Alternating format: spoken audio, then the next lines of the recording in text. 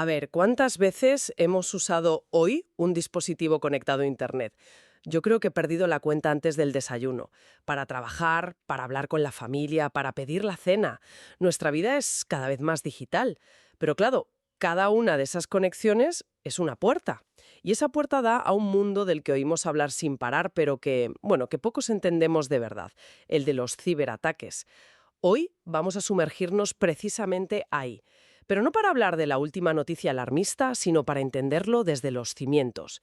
¿Qué es un ciberataque? Más allá del titular, ¿cómo funciona realmente el proceso? ¿Quién está detrás y qué es lo que busca? Para guiarnos, hemos analizado a fondo un material que desglosa este fenómeno, desde lo más técnico hasta sus consecuencias en el mundo real. Mm. Y lo fascinante de este análisis es que nos obliga a dejar de ver un ciberataque como un rayo que cae del cielo. No es un evento único y mágico. Es un proceso metódico, casi industrial. Comprender sus fases, las motivaciones de quienes los ejecutan y, sobre todo, las grietas que aprovechan en nuestros sistemas, nos da una visión mucho más clara de por qué es uno de los mayores desafíos de nuestro tiempo. Hoy vamos a diseccionar la anatomía completa de un ataque. Vale, pues empecemos por el principio. La definición más básica que encontramos es que un ciberataque es una acción no autorizada contra una infraestructura informática que compromete su contenido. Suena bastante directo, ¿no? Es directo, pero la clave está en la palabra compromete. ¿Qué significa comprometer un sistema? En seguridad informática siempre se habla de la tríada CIA, que, bueno, no tiene nada que ver con espías. Son las siglas de confidencialidad, integridad y disponibilidad. Un ataque exitoso busca romper al menos uno de esos tres pilares. O sea que no siempre se trata de robar información, que eso sería romper la confidencialidad. Exacto. A veces el objetivo es alterar los datos, que sería un ataque a la integridad. Imagina cambiar las cifras de una cuenta bancaria. O, más simple aún, hacer que una página web o un servicio dejen de funcionar, lo que ataca la disponibilidad. El famoso ataque de denegación de servicio, o DDoS, busca precisamente eso, que nadie pueda usar el sistema. Entendido. Ahora, la gran pregunta. ¿Por qué es esto posible?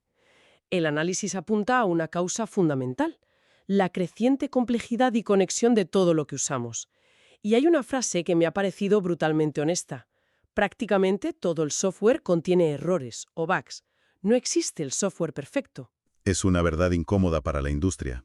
Y cuando uno de esos bugs crea un agujero de seguridad, lo llamamos vulnerabilidad.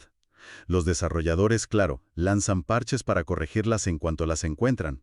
Pero el verdadero tesoro para un atacante, el santo grial, son las que aún no se conocen públicamente. Son las famosas vulnerabilidades de día cero o zero day. ¿Por qué son tan valiosas? Pues porque, por definición, no existe una defensa inmediata. El atacante la ha encontrado antes que el propio fabricante del software, por lo que no hay parche que la corrija. Es como tener la llave de una puerta cuya cerradura el dueño ni siquiera sabe que es vulnerable. Y esto nos lleva a un incentivo económico un poco perverso que se menciona en la fuente. Ah, sí. El hecho de que el fabricante del software no suele ser legalmente responsable de los costes de un ataque que explota una de sus vulnerabilidades. Exactamente. Esto puede crear una dinámica peligrosa en la que se prioriza lanzar productos al mercado más rápido y más barato, asumiendo un cierto nivel de inseguridad, porque el coste final del riesgo no recae directamente sobre ellos, sino sobre sus clientes. Y el problema no es teórico, desde luego. Las cifras que se manejan son para marearse. Solo en los primeros 6 meses de 2017 se robaron o vieron afectados 2.000 millones de registros de datos. 2.000 millones. Y los pagos por ransomware, este malware que secuestra tus archivos y pide un rescate, alcanzaron los 2.000 millones de dólares ese año, el doble que el anterior. El crecimiento es exponencial. Pero lo que más me ha sorprendido es que estos ataques no son actos impulsivos. El análisis describe un proceso muy metódico, una especie de cadena de montaje del crimen digital que llaman la Cyber Kill Chain, o cadena de ataque. Y todo empieza con una fase que suena a película de espías, el reconocimiento. Totalmente. Es la fase de investigación. Antes de atacar, estudian al objetivo. Usan herramientas públicas, redes sociales, bases de datos, para aprender todo lo que puedan. ¿Qué software usan? ¿Quiénes son sus empleados? ¿Qué direcciones de correo tienen? Buscan la más mínima grieta en la muralla antes de acercarse. Y una vez que encuentran esa grieta, ¿qué viene después? Supongo que es cuando construyen el arma para colarse por ella. Precisamente, esa es la segunda fase, armamentación. Con la vulnerabilidad identificada, crean las herramientas, desarrollan el exploit, que es el fragmento de código diseñado específicamente para aprovechar ese fallo concreto, y el malware, que es el software malicioso que ejecutará la acción final, robar datos, cifrar archivos, lo que sea. Una vez tienen el arma lista, toca usarla. Fase 3. Entrega. Y aquí es donde entra en juego el factor humano, ¿verdad? Aquí es donde la mayoría de las defensas técnicas se vienen abajo, con el famoso phishing.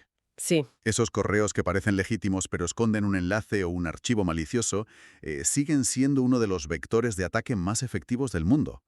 Y es fascinante, porque no es un problema puramente tecnológico. Eso es interesante. ¿Por qué seguimos cayendo? Llevamos décadas oyendo hablar del phishing y aún así sigue funcionando a las mil maravillas. Es que los atacantes son cada vez mejores psicólogos. Lo son. Apelan a la urgencia, al miedo, a la curiosidad. Su cuenta ha sido bloqueada. Tiene un paquete pendiente de entrega. Mire estas fotos comprometedoras. Nos manipulan para que hagamos clic sin pensar.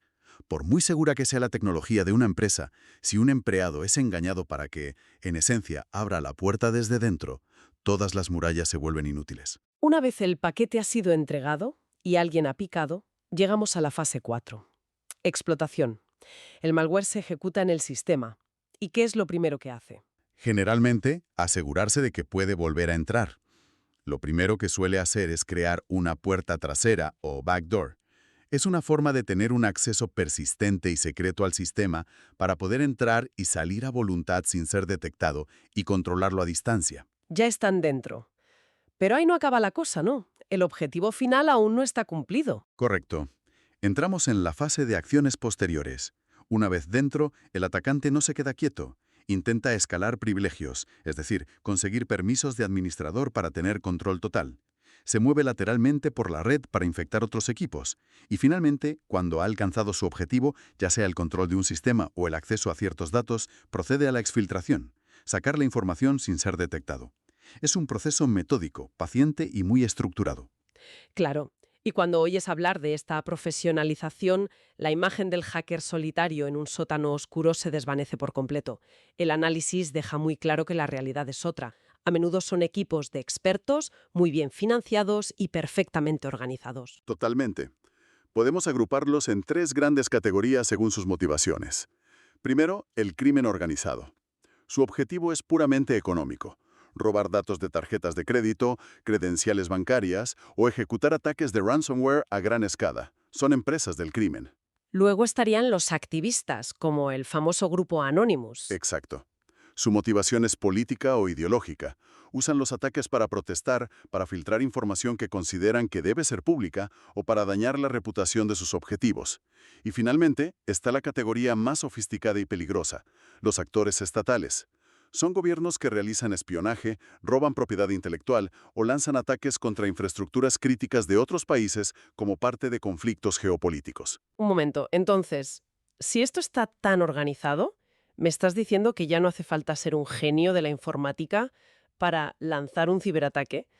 ¿Que puedes simplemente contratar a alguien o alquilar las herramientas? Has dado en el clavo. Ese es uno de los cambios de paradigma más importantes que describe la fuente: el auge del cibercrimen como servicio, o cybercrime as a service. Es un modelo de negocio en toda regla que funciona en la dark web. ¡Qué fuerte!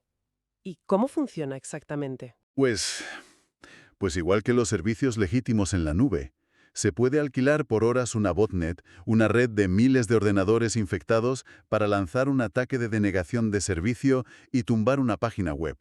O se pueden comprar kits de ransomware listos para usar, que a veces hasta incluyen un panel de control y soporte técnico 24 horas. Esto ha democratizado el ciberdelito. Ha hecho posible que delincuentes con pocos conocimientos técnicos puedan lanzar ataques muy sofisticados.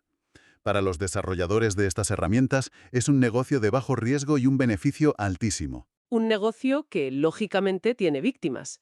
Y me imagino que las consecuencias para ellas van mucho más allá de perder unos cuantos euros. El impacto debe de ser enorme.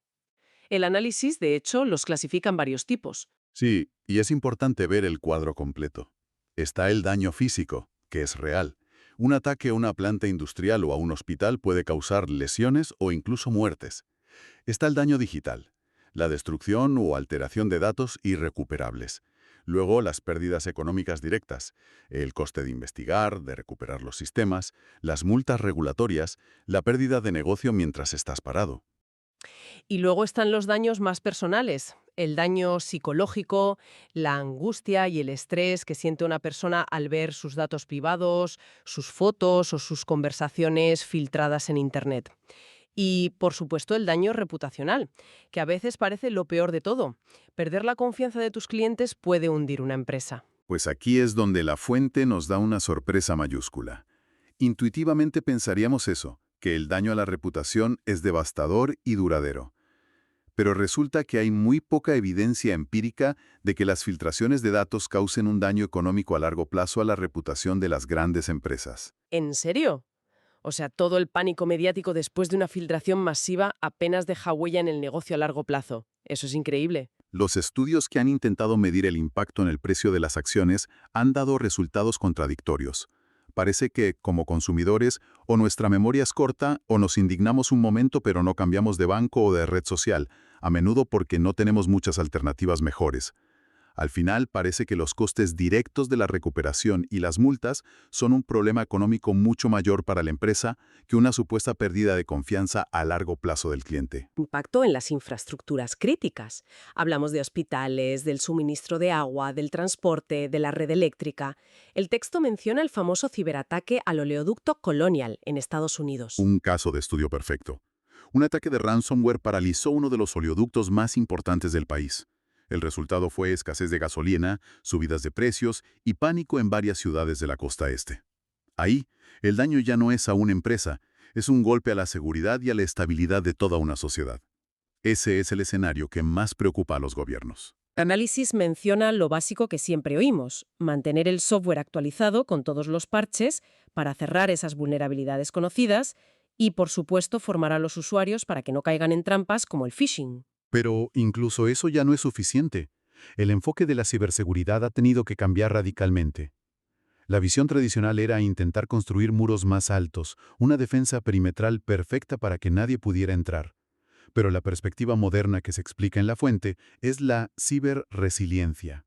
Ciberresiliencia, ¿qué significa exactamente? Significa asumir que la seguridad al 100% es una utopía. Asumir que las brechas de seguridad ocurrirán tarde o temprano. El objetivo ya no es evitar el 100% de los ataques, sino proteger las funciones más esenciales de la organización para que pueda seguir operando incluso durante un ataque y, sobre todo, recuperarse lo más rápidamente posible después. Es un cambio de mentalidad. Un cambio de la prevención a la resiliencia.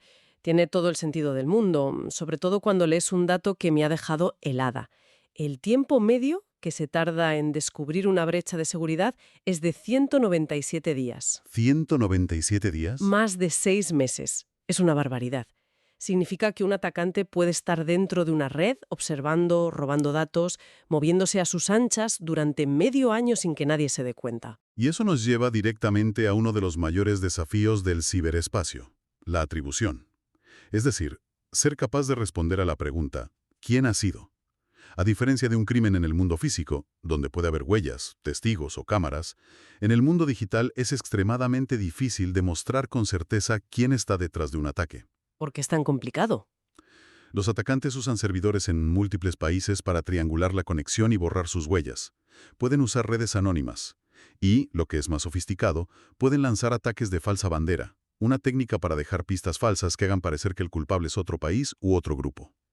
Sin una atribución sólida, es muy complicado aplicar la ley. ¿Cómo se juzga a alguien si no se puede probar que fue esa persona? A nivel internacional es aún más complejo. Entonces, resumiendo un poco todo lo que hemos analizado, lo que queda claro es que los ciberataques no son actos aislados de genios informáticos.